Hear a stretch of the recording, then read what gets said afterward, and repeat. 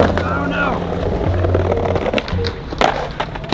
DC is a shoe company that is very iconic, at least in my eyes, and this is the shoe that is very prolific in their history, and a lot of you guys have wanted me to do a review on this shoe, so I'm not just gonna ignore you. Of course I'm gonna review this shoe.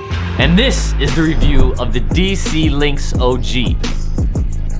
Now maybe you think I haven't noticed, or maybe you're watching this and it's just your guilty pleasure, but one thing is for certain, and that is that a lot of people watch these videos and they still have not subscribed to this channel. So if you do me the favor of subscribing to the channel, and that will just like motivate me to keep making more shoe reviews for you guys.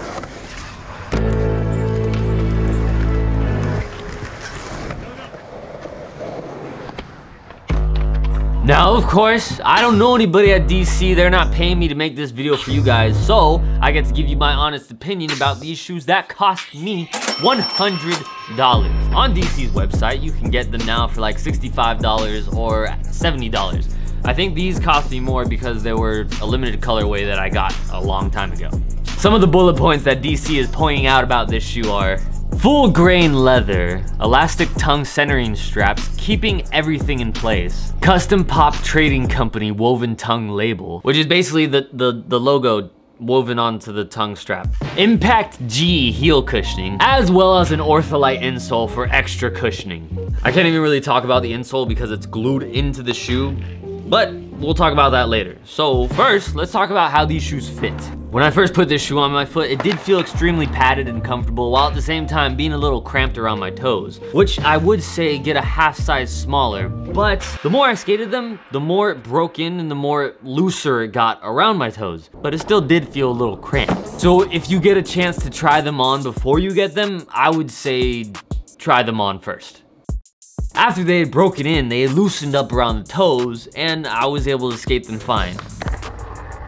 Because this is a reissue shoe from the 90s, it is very padded and quite bulky. Now I say bulky by today's standard of skateboarding shoes. A lot of, if not all, skateboarding shoes that are coming out nowadays are a lot more sleek and slim than shoes that are from the early 2000s and the mid 90s. And although I did know that I had pretty much a platform cup sole shoe, it didn't really feel like I had really bulky shoes while I was skating.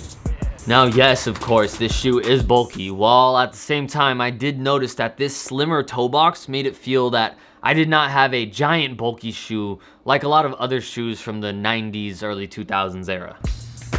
There is a very critical thing about this skateboarding shoe that is extremely different than every skateboarding shoe that I have ever skated. And that is adjusting my timing for my flip tricks to do them the way I wanted to with these shoes. It took me a long time to get used to these shoes. These shoes have a very thick outsole that is consistent around the entire shoe. So the amount of thickness that is in this heel is almost the same amount of thickness that is in the toe. This made it so that the timing with all of my kickflip tricks was way off. I felt as though I had to wait like a millisecond longer to get my flick off to be able to make my tricks flip the way that I wanted them to. I spent like a week straight just getting used to the timing of my flip tricks. And then even after that, I still had to like have it in the back of my mind to like wait a millisecond longer to flick out all the way. So this made it so that a lot of my flip tricks were doing a lot more rocket flipping than they normally would. So, do not expect to do a kickflip in these shoes the same way that you would do a kickflip in like a Van slip-on, because the timing is way different. But for me, when a shoe has a thick outsole throwing off my kickflips, it kind of makes up for it in the nollie heel flip trick category. Whenever I have a thick outsole like this, I feel as though I have more of a rubber surface, allowing my nollie heel flip tricks to make more contact with the board. It might just be totally in my head, but at the same time, it does feel as though I'm able to do nollie heel flip tricks better. Whenever I was doing any heel flip or nollie heel flip trick, I felt as though I had extra confidence with my flick because I knew that this thick outsole was going to be making contact with my board. So after about a week of getting used to these shoes, I was confident in every trick that I wanted to do with them. But the best thing about having an extremely thick outsole was having absolutely zero pain with any impact, especially if I landed primo. Oh, dude, didn't even hurt though. Platform shoes, dude. Big ass shoes. Feel nothing when you land primo. Absolutely no board feel. Pretty much none at all. It's crazy. You can't feel anything, but no pain when you land primo.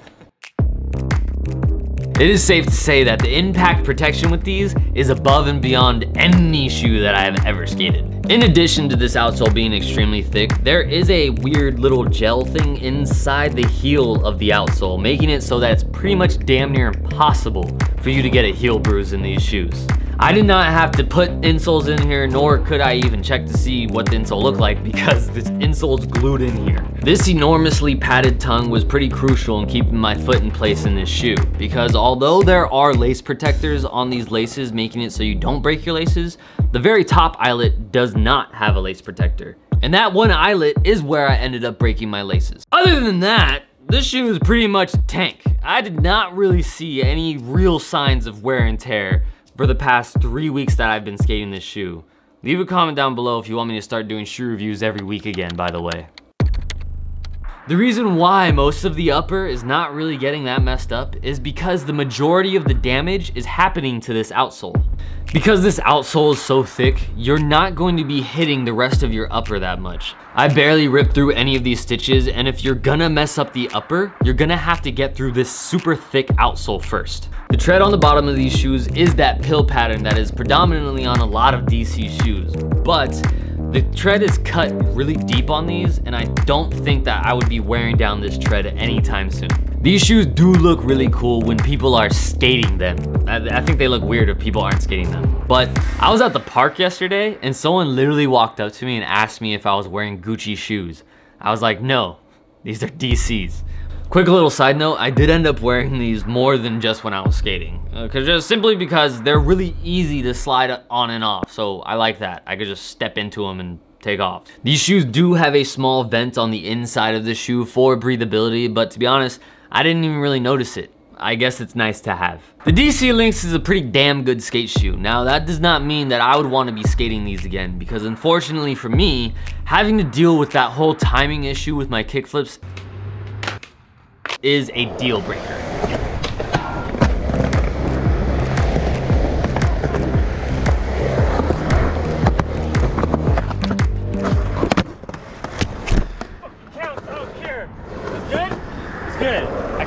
If you want a OG skate shoe that is probably going to last you a very long time, and after you get used to the whole timing thing, does skate pretty well, then you should definitely check these out. But as for me, I need you to leave a comment down below, let me know what shoes you want me to review next. And I love you. Make sure you subscribe for more high quality skateboarding shoe review content. And shoe drop!